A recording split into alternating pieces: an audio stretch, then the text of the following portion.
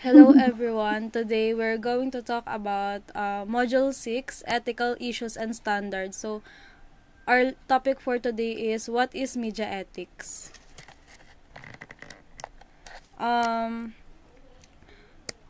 Ethics is something that is very important for us journalists. So, isipin nyo lang na rule siya na nag-guide sa atin kung ano yung dapat natin gawin kapag nag-share tayo ng information sa public.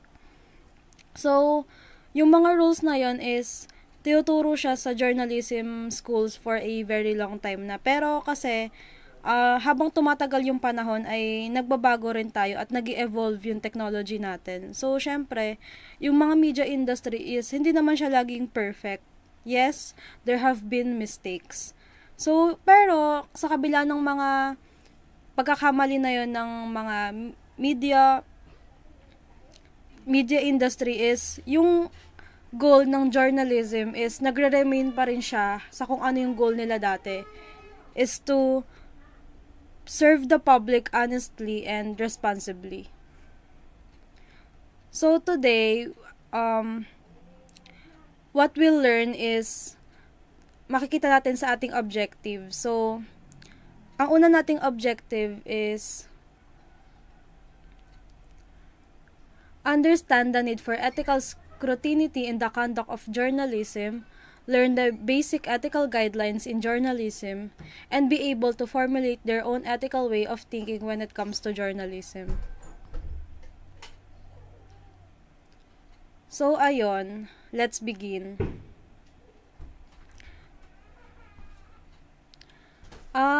We have a story here about Charlie Hebdo. So, yung Charlie Hebdo is isa siyang French satirical magazine. So, noong 2015, at least 17 people were killed when masked gunmen armed with AK-47 stormed the offices of, ayun nga, nung Charlie Hebdo. So, nangyari yon pagkatapos mag-publish nung magazine na yon ng cartoon depiction ni Muslim Prophet Muhammad.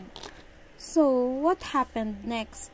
So, after the attack, government and organizations worldwide condemned the violence. So, France declared a national day of mourning and launched efforts to find the attackers. So, eventually naman ay nakita yung nahuli, yung dalawang attackers, na sinabi na yung dalawang attackers na yon ay French-born Algerian Muslim brothers. So, yung dalawang attackers na yon ay ayun, naaresto nga sila. Pero, ayun, after ng attack is a heated ethical debate among journalists ay nag-emerge. Which is, should the cartoons be published? So, syempre tayo as a person, meron talaga tayong dalawang sides. Think of it as a forum natin sa JPP. Syempre, kapag nagtanong si sir, kung yung cartoon ba na yun ay dapat bang i-publish siya ng media industry or ng isang news organization, syempre may may magsasabi na oo, dapat siyang i-publish. Meron din magsasabi na hindi dapat siyang i-publish. So, tignan natin kung ano yung reason nung mga nag-publish ng cartoon at nung mga hindi nag-publish ng cartoon. So, yung mga nag-publish ng cartoon, sinasabi nila na they stand up for freedom of speech and democracy. So, they argue that if the people are willing to kill to silence an idea, it's important to defend that idea to prevent violence from controlling what we can or cannot say.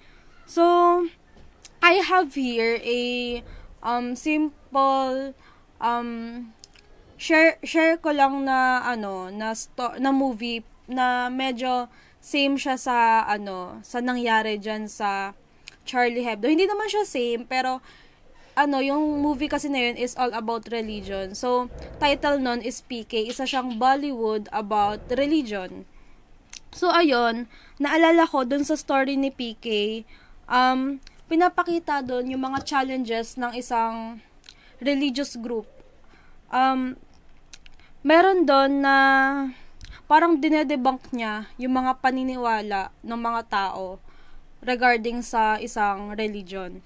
So, yung bida doon, si PK, ay nakilala siya ng isang journalist, which is si Jagu. Si Jagu, isa siyang journalist, and naghahanap siya ng story kasi ayaw niyang ikwento yung isang aso na sinasabi nilang may mental health problem. So, gusto niyang maghanap ng isang mas newsworthy na story. At ayun nga, nakilala niya si PK kasi si PK, hinahanap niya sino ba talaga yung God. Ayun, so doon na nag-start yung story na yun. So, ayun, syempre, kahit naman sino is magtataka, bakit nga ba may taong naghahanap kung sino yung God? Ganon. And, ayun, syempre, si Jagu, as a journalist, pinublish niya yung story na yun about kay PK kasi gusto niyang, kasi si PK, may freedom of speech din siya na sabihin kung ano yung saloobin niya. And, ayun nga, on the other hand naman, meron namang mga tao na, or mga media organization na they chose not to publish the story or yung cartoon depiction nga na yun. Bakit? Kasi natatakot sila na makakuha ng similar attack na nakuha nung Charlie Hebdo. And naniniwala kasi sila na ayaw nilang mag-promote ng hate and other conflict sa isang religion. And yun yung ethical choice nila kasi ayaw nga nilang magdagdag pa ng conflict or ng hate. So, ayun. Some media wag mo muna i-next. Ayan. Some news media outlets believe they must publish nga Charlie Hebdo cartoons for their news value and etc. So, ayun, these choices highlights that media ethics is not a simple matter of black and white, but deeply a troubling gray area. So, both decisions kasi ng isang news organization na mag-publish or hindi, ay pareha silang may valid ethical reasons. Kasi syempre, ayun nga, yung mga nag-publish ng cartoon na yun, is sinasabi nila na dinedefend nila yung freedom of the press. Meanwhile, yung isa naman, hindi nila pinublish kasi nga, ina-avoid nila yung hate speech and nire-respect nila yung other religion. Next slide po.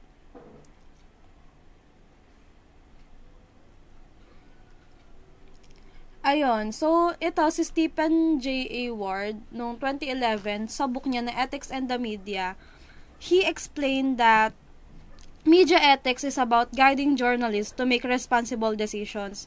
So, hindi porke tayo may freedom of speech tayo na sabihin kung ano yung gusto natin is pwede nating i-report lahat. Syempre, may mga media ethics tayo na kailangang sundin para magkaroon tayo ng responsableng pagdedesisyon sa isang bagay. Naalala niyo yung sinabi ni Sir regarding dun sa Luneta Massacre. 'Di ba? Anong ginawa ng mga journalist? Pinakita nila na inaaresto yung kapatid nung gunmen dun sa loob ng bus. Edi anong nangyari? Anong naging ending? Maraming namatay, maraming mas natakot. Kung mas pinagbigyan nila na parang sundin na lang yung gusto nung gunmen doon na parang sa Office of the Ombudsman na i-review pa yung cases niya, ganon. Kasi pinapakita na wala naman talaga siyang kasalanan pero bakit patuloy pa rin siyang inaaresto? Handa naman siyang sumuko talaga kung pagbibigyan lang yung gusto niyang mangyari. Anong ginawa? Hindi nakinig sa kanya. Tapos naka-live na doon. Parang common sense na lang naman na kasi na may sa bus, may mga TV. So makikita talaga nung nang-aaresto na nung gunman dun sa loob na yung journalist na kapag kung ano ibalita mo is makikita niya mismo anong ginawa mo, binalita mo yung inaaresto niyang kapatid na wala namang kasalanan, na inosente naman, di ba? And anong ending? Mas lalo siyang nagalit imbes na okay na, huhupa na yung galit niya kasi somehow napagbibigyan na yung kagustuhan niya mangyari, ganun. Nagdagdag ka pa ng gatong dun sa apoy ng galit niya. And ayun, syempre as a journalist, kailangan natin maging responsable sa kung ano yung magiging epekto ng mga desisyon natin sa ibang tao. So, as a journalist, we should admit first, syempre, we should admit our mistakes. And after that, we explain kung ano yung nangyari, bakit tayo nagkamali. And after nating magkamali, syempre, dapat may mga improvement na tayo. Bakit pa tayo hindi tayo matututo kung hindi natin i-improve yung mga pagkakamali natin. So, ayun, we should improve our methods to prevent future errors. And lastly, syempre, ayun, we should consider the rights and the feelings of others before publishing. Next po.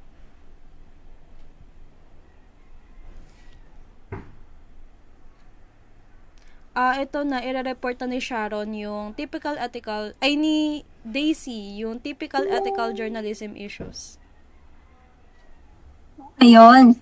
Thank you, Janina. So, good morning. I will be discussing the typical ethical journalism issues. So, puro to mga katanungan tungkol sa trabaho ng isang mamahayag. So, later on, ang mga tanong na ito ay maisasagot ng next reporter natin na ibabase niya sa Code of Ethics. So, for now, I will be discussing kung how these questions are important to the journalists sa field ng journalism. So, first one, accuracy and verification. So, how much verifications and context are required to publish a story?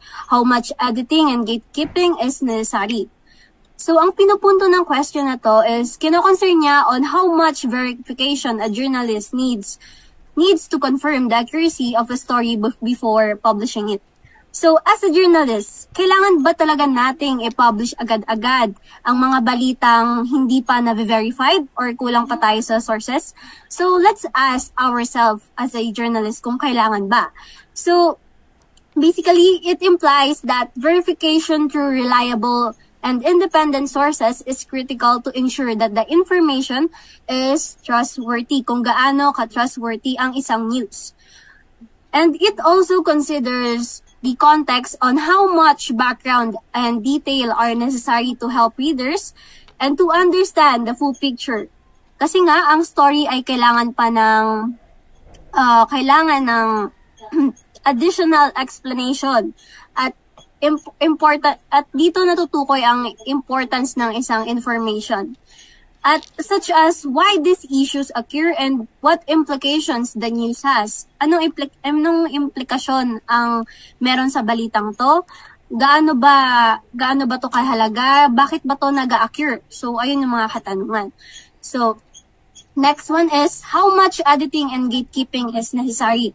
So, pag sinabi nating editing and gatekeeping, nire-refer lang naman ito yung process through which stories are reviewed before they are published. So, basically, this includes fact-checking, assessing the quality of sources, and ensuring that the story adheres to ethical guidelines. Para ma-sure talagang accurate yung news, dadaan muna ito sa mabusising editorial oversight para ma-ensure na the story is accurate, fair, and responsible para maipahayag ito sa mga mamamayan. So, may example ako dito na pag ang isang journalist ba, so nakalagay siya sa module pag ba ang isang journalist na discover niyang may secret trade deals na involve ang presidente, kailangan ba itong i-publish agad ng isang journalist? So, again, ang tanong na ito, ang example na ito ay parang hinahamon ang mga journalists na mag-decide whether to publish the story immediately or magbabase muna sa isang source and mag-wait muna sa verification and official response. So, it raises ethical concerns about accuracy, responsibility, and the public interest. So, the next one naman po is independence and allegiance. On how can journalists be independent but maintain ethical relationship with their employers, editors, advisors, sources, and such when one is a journalist too close to a source or in a conflict interest? So the question explores how journalists can maintain independence while managing ethical relationship with their employers, editors, advisors, and also to the public. It questions how journalists can stay unbiased while navigating these connections and when their proximity to a source or personal interests might create a conflict since maaaring ma-affect ang kanilang objectivity bilang isang journalist. It also acknowledged that journalism is a business. So natatandaan po ba yung dinadiscuss ni Sir about journalism is need ng PR and parang ganon. And financial pressures from advertisers or media owners can sometimes influence editorial decisions. It raises concerns about how to balance editorial independence with the business side of journalism, ensuring that external pressures don't undermine the journalist's integrity or truthfulness. So yung phrase na business comes with string attached, nakalagay siya sa module. So it suggests that journalists might face competing interests such as the need to attract readers or advertisers which could challenge their independence. So the next one naman is deception and fabrication. Should journalists misrepresent themselves or use recording technology, such as hidden cameras to get a story? Should literary journalists invent dialogue or create composite characteristics or characters? So it is asking when it is acceptable for journalists to bend the rules of truth telling in order to expose important stories in certain investigative reporting like undercover journalism and deception. Ayun nga, gagamit sila ng hidden cameras or gagawa sila ng isang character and magpo-pose sila bilang sila yon para magpapanggap and might be justified to expose wrongdoings but it can also damage the journalist's credibility and the public trust. So mahina na rin kasi, aminin man natin, mahina ang public trust ng journalist dito sa Pilipinas. So maaari talagang maapektuhan ang kredibilidad ng isang journalist. It also asks whether literary journalism can stretch the line between the fact and fiction for artistic or narrative purposes. And if so, how far? How far journalists can go without misleading readers or undermining their integrity?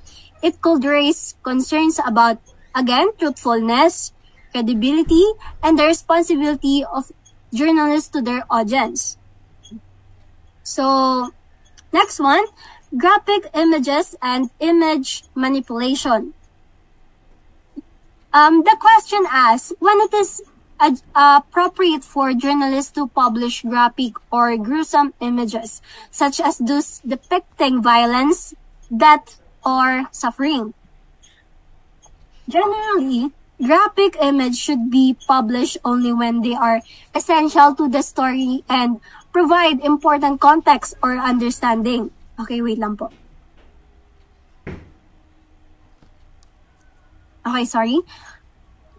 Balik po tayo. There are essential to the story and provide important context or understanding, such as exposing human rights abuses or the impact of disaster.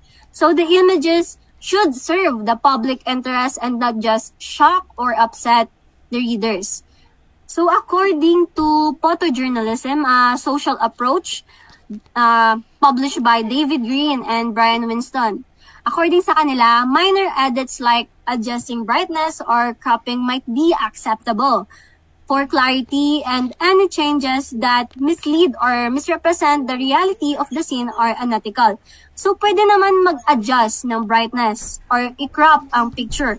Pero yung parang magdadagdag ka sa isang picture like mag-a-add ka ng iba't ibang tawag dito, iba't ibang texture or illustration ay mako-consider na siyang unethical. And the next one is sources and confidentiality. Should journalists promise confidentiality to sources? how far does the protection extend should journalists go off the record? So what the question implies? It implies a balance between journalistic integrity and the need for source protection. On hand, journalists have a responsibility to protect the identities of sources to ensure that they can report sensitive issues without any fear. So ayun nga, how far does the protection extend? This part explores the limits of protection journalists can offer. So it asks whether journalists should always honor their promises of confidentiality when doing a lot that might result in harm, like misrepresentation or public danger. So should journalists go off the record? So this question asks about the practice of journalists agreeing to go off the record. So ano bang meaning ng off the record na yan? So they will not use certain information in the reporting, but the source may still share it with the journalist off the record. Conversation are often used when sources want to provide background information without being publicly identified. So, ethical dilemmas around source confidentiality and the practices of the record as whether journalists should promise confidentiality to their sources, like how much protection they should offer, and whether they should engage in off-the-record conversation. Kasi nga, against to sa responsibility nila to be transparent, truthful, and accountable in their reporting. So, in special situation naman, how should journalists report hostage takings, major breaking news, suicide attempts, and other events where they could exacerbate the problem where journalists violate privacy? So, it revolves around the ethical considerations journalists must weigh when reporting a sensitive and potential harmful situation like hostage taking, major breaking news, and such, or other events where the coverage could make the situation worse.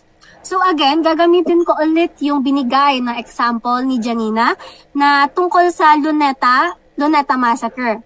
So, di ba nga, the journalists tried to break in nung inari nilang live yung mismong nangyayari. And yung suspect nga, nakita niya kung paano pinagtulungan ng mga pulis yung kapatid niya na naging dahilan ng sobrang galit niya. At yun nga yung naging rason kung bakit niya pinagpapapatay yung turistang nasa bus. So that's the example of a special situation na involve yung media na ginawa pa nilang worse yung situation, yung mismong nangyayari. So to make it more clear, journalists should prioritize safety and avoid sensationalism. It's essential to balance the public's right to know with the risk of escalating violence or harming individuals involved. And they should always ask themselves, need nilang itatanungin to sa sarili nila, does the public have a right to know this information?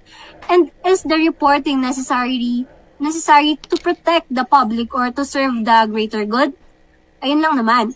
If the coverage might unnecessarily harm or exploit a person's private life, it should be avoided. In certain cases, especially when the information could help prevent a larger problem like exposing corruption, pwede yun. It may be justified to report despite the invasion of privacy since they were labeled as a watchdog. So pwede silang makialam sa ganung bagay. And so last, ethics across media types. Okay, yung mismong tanong po niyan, this question asks whether the ethical standard that applied to traditional journalism like print and broadcast should also apply to online journalism, internet news, blogs, or social media. So it acknowledged that creating media ethics is a complex task, but points out that journalists have tried to establish some basic rules over time, such as truthfulness, fairness, and accuracy. Ang pangunahing issue ay kung dapat pa rin bang gamitin ang mga pangunahing prinsipyo ng ethics sa mga online platforms o kung kailan na magkaroon ng bagong gabay para sa digital world kasi we're revolving nga naman. So a notable example is the influence code of the Society of Professional Journalists in the United States, which has been voluntarily adopted by thousands of journalists, regardless of their location or the media platform that they work in. So, ito na nga, yung Society Professional and Journalists, yung tinutukoy ko kanina, na i-discuss ni Sharon. So, alright, pabalik nga po sa Code of Ethics. Umpisa. Ayan. Thank you, Daisy, for reporting the typical ethical journalism issues. So, nabanggit ni Daisy kanina yung mga typical ethical journalism issues. So, ulitin lang din natin sa kung ano yun. So, accuracy and verification, independence and allegiance or deceptions and publications, graphic image, sources and confidentiality, special situations, at yung ethics across media types. So, dito sa mga ethical journalism issues, masasagot natin siya dito sa Code of Ethics. So, first, let us define Code of Ethics. Throughout history, journalists have tried to codify guidelines to maintain ethical conduct. For example, is the Society of Professional Journalists, or SPJ, in the United States has an influential code of ethics. Next slide po. So, ayan. Next slide.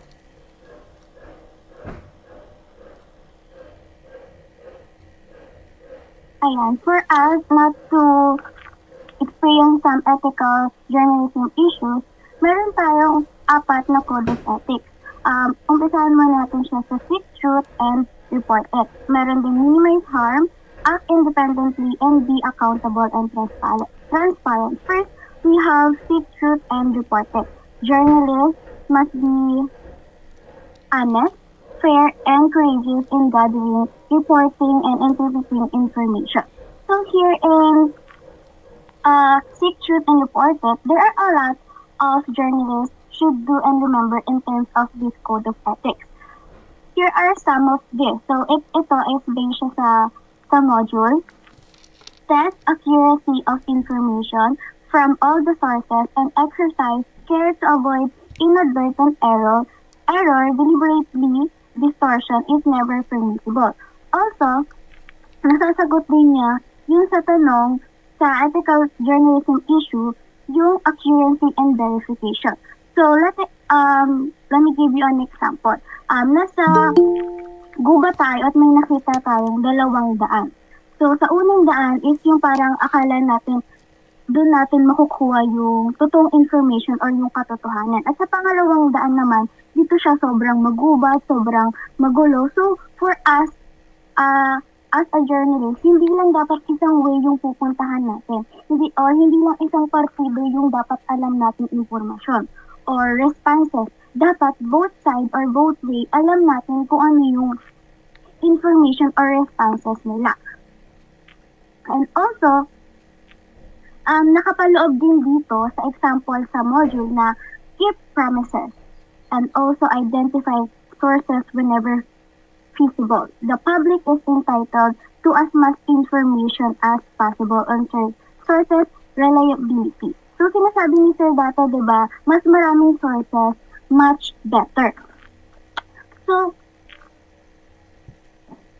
sa seek truth and report it, marami siyang nasasagot sa typical ethical journalism issues, katulad na lang sa accuracy and verification, and yung sources and confidentiality.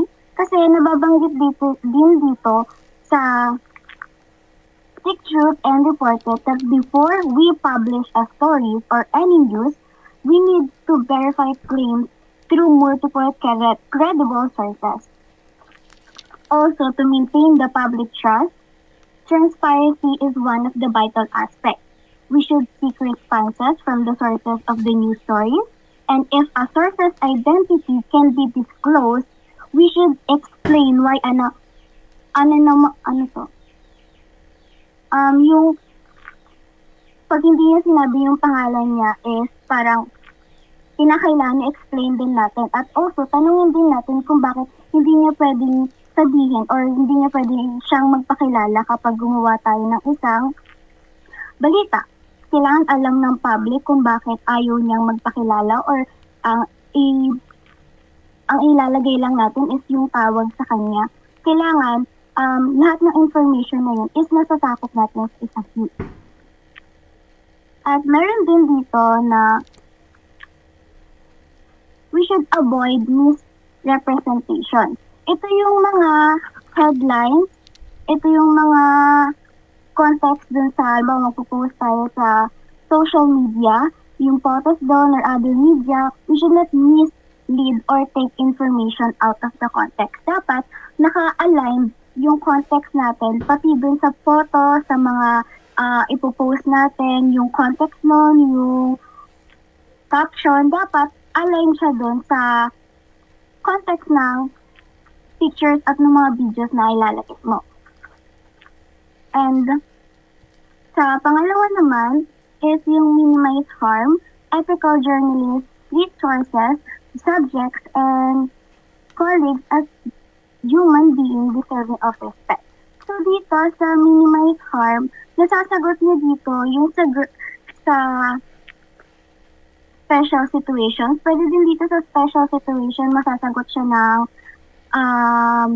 act independently, and also yung sa deception and fabrication. So dito sa minimize harm, we as ethical journalists, we should treat everyone with respect and compassion, whether it is a sources, subject, or even a colleague.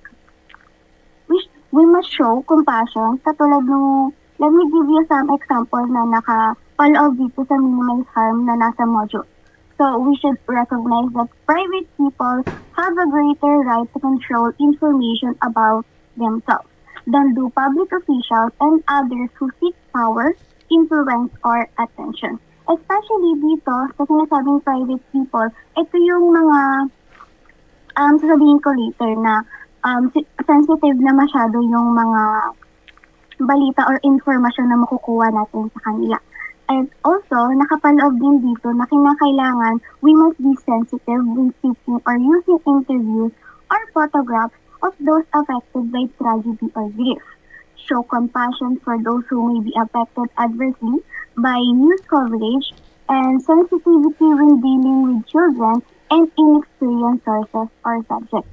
Ayan, bilang isang mamamahayag, tayo ay nararapat na magpakita ng malasakit at konsiderasyon lalo na sa mga taong maaaring maapektuhan ng negatibong balita. Katulad na lang sa mga cases is yung mga juvenile victims or suspect. Halimbawa, nakapatay sila, yung mga bata pa is naabuso na sila.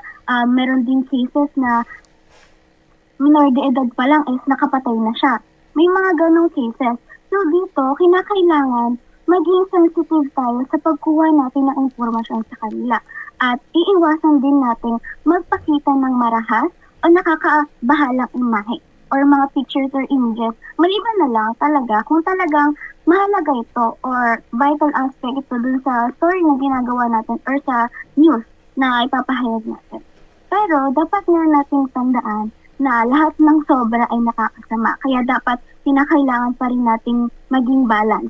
Kasi kapag nadala tayo ng emosyon natin while we are reporting, mas magiging unethical na yun. Hindi na tayo magiging professional pagdating doon, pagdating sa pagiging journalist.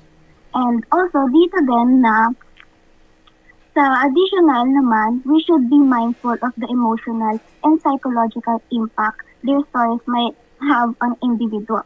So dito, kinakailangan yung mga tanong natin is dapat hindi makakapagpaalala dun sa karahasan or dun sa sakit na naranasan nila before. Kinakailangan mindful tayo kasi may emotional and psychological impact yun sa buhay nila. Ayan, katulad din yung sinasabi ko na can cause harm or discomfort sa kanila. So the third one is next po. Ayan. Third one is act independently. Journalists should be free of obligation to any interest other than public rights to know. So, sa act independently, sino ba yung pinagsisilbihan natin?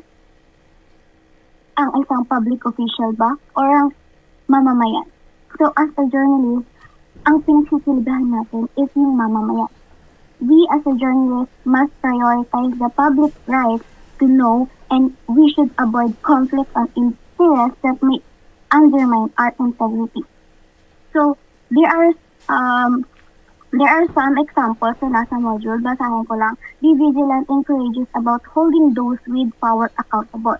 So, sino ba yung may mga power accountable? Especially sila yung mga nasa Senate, yung mga congressman, yung mga presidente, ganyan. Refuse gifts, favors, fees, free travel, and special treatment, and political involvement. So, dito, sinasabi na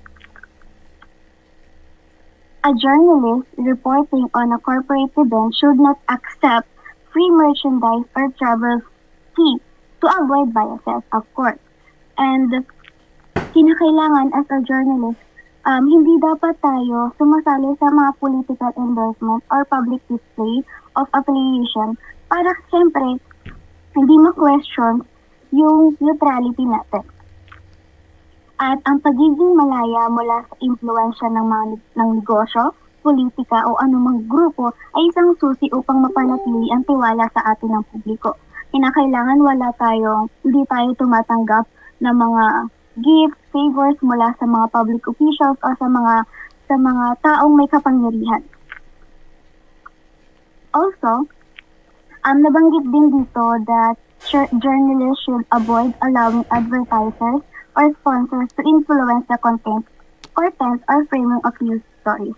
Hindi yung kapag binayaran ka ng isa officials na baguhin yung content ng stories mo, is mag-yes ka agad doon. Ito yung unethical thing to do ng isang journalist. Kinakailangan hindi tayo tumatanggap ng kahit anong bagay or pera na nagmumula sa isang public official or kahit sino na gustong baguhin yung content ng stories natin. Kasi kinakailangan malaman ng mamamayan kung ano nga ba yung totoong nangyari. Kung ano yung totoong balita sa hindi. Kailangan ma-distinguish natin kung nasa tama pa ba sila or dapat i-report na natin yung mga maling ginagawa nila. At yung lastly, nasasabihin ko is, as a journalist, we should steer clear of associations and activities that might affect our impartiality. Katulad ng sinabi ko kanina, we should be vigilant in holding those power accountable. So ayan, bilang isang journalist, dapat wala tayong kinikilingang mga tao, kahit ka-close man natin sila or hindi.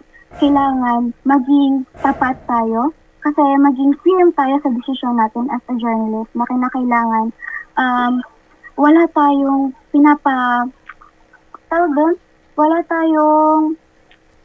pinapahalagahang tao.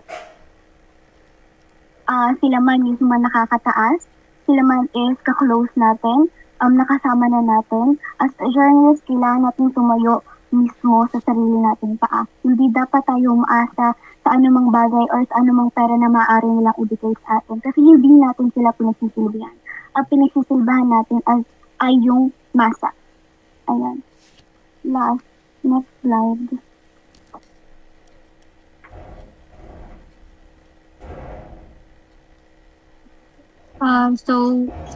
Be accountable. Journalists are accountable to the readers, viewers, and each other. So, pag sinabi kasi nating accountable or accountability, ito yung vital part ng pagiging journalist. Kasi they build trust between the public. So, ang sabi dito, dapat transparent ang mga mamahayag sa proseso ng kanilang pag-uulat. So, kasi pag nagiging transparent ka, parang binibigyan mo ng way na malaman ng public kung ano ba talaga yung totoong nangyayari sa loob at labas ng bansa. Ipapaliwanag kung paano nila tinutukoy ang mga kwento at bukas sa usapan ng mga audience.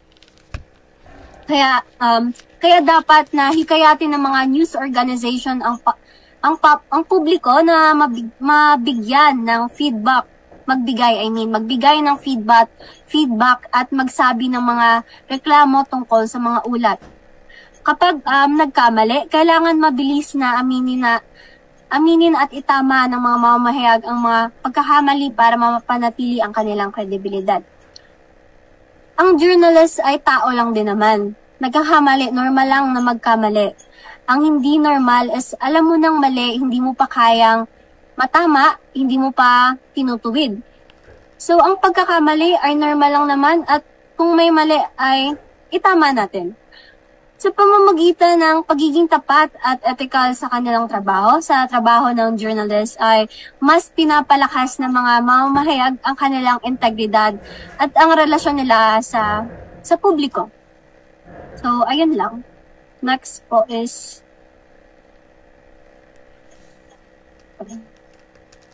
So, ayun, to conclude our report, so, in journalism, freedom comes with responsibility, of course. So, we as a journalist, we should balance our right to report with our duty to minimize them, katulad nga ng nasabi kanina. And, yung incident ng Charlie Hebdo ay nagre-remind lang sa atin na kung ano nga ba yung na yung mga ethical journalism ay nagre-require siya ng thoughtfulness, ng fairness, ng respect sa ibang tao at lalo na sa mga sa public, kasi kahit sa mga difficult situations kailangan yung mga bagay na yon. And dito si Ward din, yung author ng Ethics and the Media, sinasabi niya na as a journalist, we should ask ourselves important questions to think carefully about our decisions na para ma-ensure natin na ethical ba yung mga pinapublish natin. So, yung mga questions na to ay nakatutulong sa atin para ma-evaluate at yung potential impact ng mga gawa natin sa ibang tao. So, una is, why am I doing this story? What are my motivations? So, ask yourself, is my goal to inform the public or am I biased or sensational? And the next one is, how does this story fit my overall ethical values and my journalistic values? Am I acting in a consistent manner? So, yung story ba na yun ay align ba siya sa paniniwala ko as a journalist kung ano yung tama at kung ano yung fair sa iba? Tapos, consistent ba ako sa pag-a-apply ng mga values na yon? And pangatlo is, how would I feel if this story was written about me? So, as a journalist, kailangan natin maging empathetic. Kailangan natin i-put yung shoes ng ibang tao sa atin. Kasi, kailangan nating isipin kung ano ba yung mararamdaman natin kung tayo yung nasa sitwasyon nila, 'di ba? Sabi nga nila, wag mong gawin sa iba kung ayaw mong gawin sa'yo. And next is, with whom should I consult before acting? So, syempre, meron naman tayong mga colleague na we trust, mga co-workers na gamay na nila yung isang topic or yung isang storya, ganun. Na he or she is known for that kind of story. So, as for me, nung senior high ako, yung mga kapag about sa sports, ganyan, kasi I'm a sports writer, sa akin sila nagtatanong kasi alam nila na may alam ako doon sa mga ganong story. And the last one is, how will I feel about doing this story when I wake up tomorrow? So, kaya mo bang panindigan yung decision mo na yun bukas? Kunyari, nagsulat ka ngayon, tas bukas, kaya mo pa rin ba siyang panindigan? Mabubuhay ka ba na, na walang guilt na about dun sa story na sinulat mo? So, yung mga questions na yun ay nagre-remind sa atin na mag-isip tayong mabuti kapag nagpa-publish tayo ng isang story na hindi porke may rights tayo na mag-publish is lahat na ay ipapublish natin. So, as we end this report, so, may quote lang ako or saying na natutunan ko all throughout na inaaral namin yung report na to. So journalism is not just a profession. So it's a responsibility. So as we navigate ethical challenges, we may always remember that our ultimate goal is to serve the truth and the public with fairness, sensitivity, and integrity.